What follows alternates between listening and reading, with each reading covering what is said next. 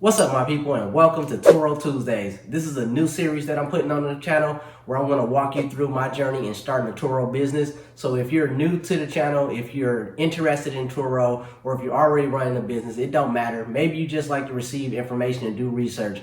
This is the place for you. We're going to have some great content coming for you. And this series is going to be set up so you can start with this video right here and watch each one in order, and you'll know exactly how to get going. My name is Diamond, and this is the place where personal finance intersects with the real world to help you achieve your financial goals. If you're new here, then welcome. And if you've been rocking with me, thank you for the continued support. Let's jump into this.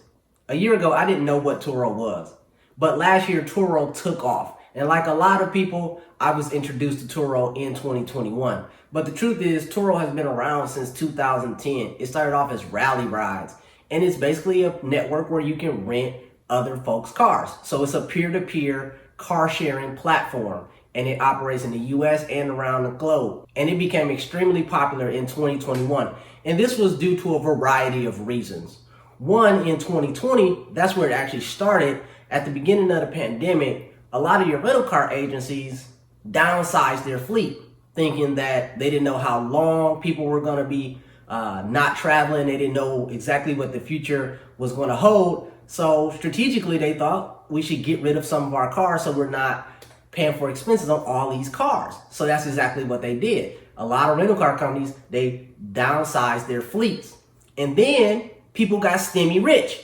And moving into 2021, you had people who were stimmy rich. You had air travel that was at rock bottom prices. So you had a lot of people moving and traveling, and a lot of folks was folks that normally wouldn't be doing this type of traveling. And when people travel, what do they need? They need a hotel, they need a rental car. And so traditional rental car companies couldn't keep up with the demand of all the travelers that was out there on the roads.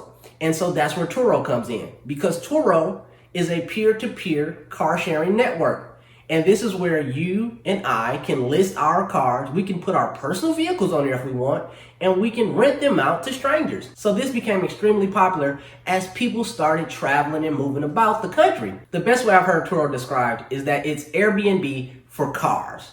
And I know what Airbnb is, and I'm assuming you do as well. And so that makes sense. You can rent out your cars without going through all the traditional things you would do if you wanted to set up a rental car agency. I mean, you can download an app, sign in, create your account, take some pictures, post your car, and somebody else could be driving off in your car this weekend. And it really is just that simple. So for me, that kind of intrigued me because I've been underneath the hood of cars since I was about 3 years old.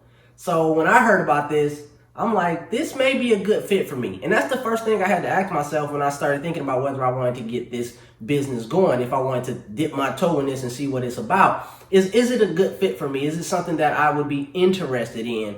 And because it's dealing with cars, and because I do have a natural interest in cars, it definitely was a good fit for me. So I was intrigued and I wanted to get started. The next thing I had to figure out was, well, why am I going to get started? What's the point of this? Because if you don't have a good why, I don't care what you're doing, it's not going to work out for you. And I understand that for myself. So I started digging in on why I wanted to get started. And I did all this before I bought a car, before I downloaded the app. Everything that I'm talking about in this video is things that I did before I actually got started. This is the preliminary steps to make sure that you can succeed and you do things the right way. So for me, I wanted to get started not because I have dreams of being some mega rental car agency or anything like that. For me, it was about creating income that I can use to invest, because I've determined that investing is the way that I'm going to take care of my family. It's the way that I'm going to meet and reach all of my financial goals. It's where I'm going to build wealth from. Investing is the critical point. It's the key ingredient to everything that I want to achieve financially. And y'all know my story. I talk about it a bit on this channel about how I was able to get out of debt, and that was a struggle and all that. But I was able to do that, and ever since then, I've been investing. And I've been investing everything towards my retirement, because that's my first goal, is to take care of myself when I can no longer work. So retirement and long-term investing is definitely where my focus is at, because that's what I believe is the first step in financial freedom and securing your future. And I'm investing every single month, but I want to invest more. So that's my driving factor behind starting this Turo business, is to create it, make it successful, generate a profit, take those profits, and then invest that into other long-term investments, period. Knowing your why is extremely important because it's going to influence every decision you make as you get started with this business. And I don't know about y'all, I know I can work 40 or 50 hours a week, but when I look at my investment accounts and realize I made 20% in this account and 30% in this other account last year, well, that was with very little effort. So I want to do more of that and less of this other stuff. So that's why I'm getting started. The third question I had to ask myself was, how do I want to set up and run this? Is this going to be a side hustle? Is it going to be a business? Or is it going to be a hobby? Well, personally, with an 18-month-old and one on the way, I don't have time for another hobby. So that's out the question. And I hustled and worked and grind and did all that through my 20s. And I don't want to do that either. So for me, it's about setting it up as a business. I want to structure it and run it as a business because I don't have time for hobbies, and this thing needs to make money, period. Because again, I need this money to fuel my investments. So that's it. I'm running this as a business. But some folks out there may want to just create enough income to make their payment. And that's cool. And if you do that, maybe you won't go through all the steps of setting it up as a business. It's depending on you and what your goals are. So that's why I'm making this video. It's important to have these conversations with yourself, write it out before you ever get started, so you get started right and you don't waste any money and you don't waste any time. But for me, knowing what my long-term goals are, this has to be set up as a business, which takes me right into the next thing, which is, now that I want to set it up as a business, how am I going to structure this thing? Because there's several different ways you can structure a business. You can set it up as a sole proprietorship, which means you don't really have to do anything other than go make the money and report it on your taxes. Or you can set it up as an LLC or S Corp or a C Corp. It's all type of different business entities that you can set it up as, and you have to figure out which way is right for you. Now, this is where you should go speak to a lawyer. You should go speak to an accountant, a CPA, get some professional advice to help you figure out your specific situation and what's going to be best for you. For me, my main thing with this was, this is a huge liability. I mean, to me, it's like you're renting out your car and someone's driving a vehicle of yours that's in your name. To me, that just screams risk. And so, anything can happen. I mean, they could get into a wreck. They could cause a large property damage, large amounts. You got insurances in play and it's just a lot. So for me, I wanted to limit some of that liability. And so for me, it was about setting it up as an LLC. But you have to remember, you have to structure and run your business correctly in order to get the protections of a limited liability. Because the truth is, the protections on them are there, but they're really thin. And if you don't do something right, you're just making it that much easier for even an amateur lawyer to pierce the corporate veil and come right after you. So you want to make sure you structure it right. But again, more videos is coming on that.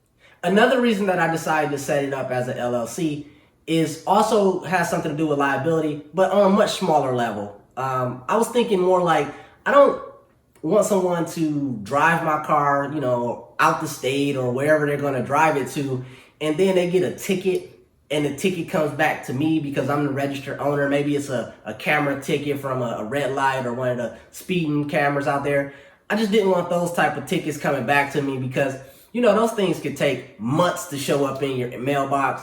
And I just didn't want to have to deal with that. Another advantage to setting it up as an LLC is that now I have a separate entity, an actual business that I could register my cars to. So now I don't have to put my personal name on these cars. I don't have to put my personal address or any of my personal information on these cars. These cars are registered and owned by a business entity. So that was another thing that drew me into creating an LLC for this business. Now, there is some nuances with LLCs, things like insurance. Because the cars are now registered to a business, you can't then call up your personal insurance and add your personal insurance to cover a car that's registered to a business name. So now you got to get into commercial insurance. Now, I don't want to go too deep into all that because I want to make this video short. I don't want to make this an hour-long video, but just know there are videos coming. I'm going to walk you through everything I did and how I got it structured. But in the meantime, let me know down in the comments, how have you structured your business? How are you thinking about structuring your business? And why do you want to get started with Turo, or what your experience has been like since you have got started with Turo? Now, the fifth thing I want to talk about, this is the final topic here. I want to talk about my game plan, because I'm interested at this point.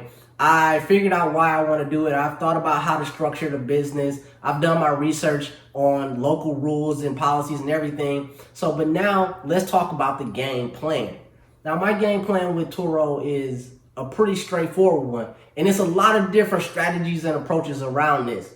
But at the core of my plan, I think car payments suck, and that's just what it is. And that's my own personal opinion. And I know a lot of people out there have varying thought processes around debt and car payments. But after dealing with debt for most of my life and getting it out of my life, and actually now seeing what the other side of that looks like, and being able to invest every single extra dollar that I get and not have to pay anybody anything, I mean, my stress levels are so low. I don't worry about much. And so even with this being a business, I have to keep that same energy. Car payments suck. And so that's going to be a driving factor in my strategy behind creating this business. So my plan with this is to buy my cars for cash, because car payments suck. So with that being said, of course, now that's going to limit what I buy, how many cars I can buy, how fast I can grow. All of that is going to be dictated by how much cash I have, because I can only move at the speed of my cash. So my strategy here is to look for private sale cars through things like Facebook Marketplace, Auto Trader, Cars.com. There's a lot of different resources, but look for private sellers and find good quality cars that's at great prices. Because when it comes to this business, one thing I see out the gate is that it's similar to real estate.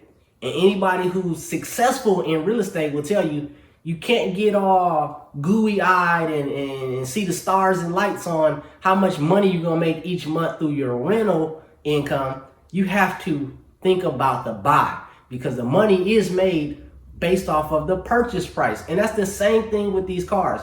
If you buy these cars right, you're going to make money. And if you buy them wrong, you're going to lose money regardless. So I have to buy the cars right. I have to get great prices. So that's my strategy. And this is going to take some time, because the used car market is up over 20% year over year, which is crazy, because cars are supposed to go down in value, not up. So finding good quality cars is going to be a challenge. And I understand that, but I have patience. I'm in no rush, because I don't want to go into debt. I don't want to buy a lemon. I don't want to run into issues with these cars by not taking my time. So I'm going to take my time, and I'm going to find some good quality cars, because deals are out there. It's just that they go so fast, so I have to be on it, and I'm going to have to be paying attention. So that's the plan. Buy used quality cars, clean them up, make sure they're reliable, make sure it's something that I feel comfortable driving, and then put them on the platform and let them go from there.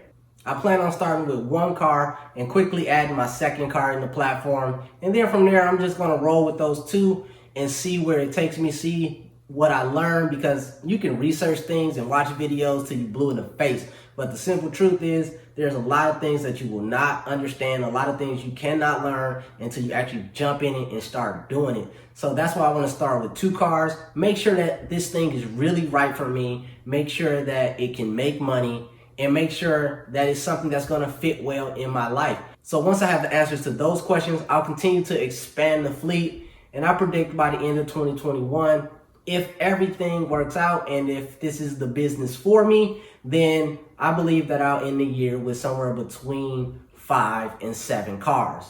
Now, this is just the beginning. There's a lot more that I have to dig into. Things like what type of cars are going to do well in my area. Where am I going to find them? What type of insurance? Who's going to provide insurance to a new up-and-coming company? So it's a lot of things that I'm going to have to figure out, and I don't want to do it all in this video, because like I said, I don't want to make this video an hour long. You have to make sure you're subscribed to the channel. You have to make sure your notifications are turned on, and you have to make sure that you're checking in with me every Tuesday for Turo Tuesdays, where new videos will be dropping, and I'll be telling you everything that I'm doing. So you don't have to bounce all around YouTube and the internet trying to piece together this information. This is the one-stop shop for setting up, starting, and running your Turo business.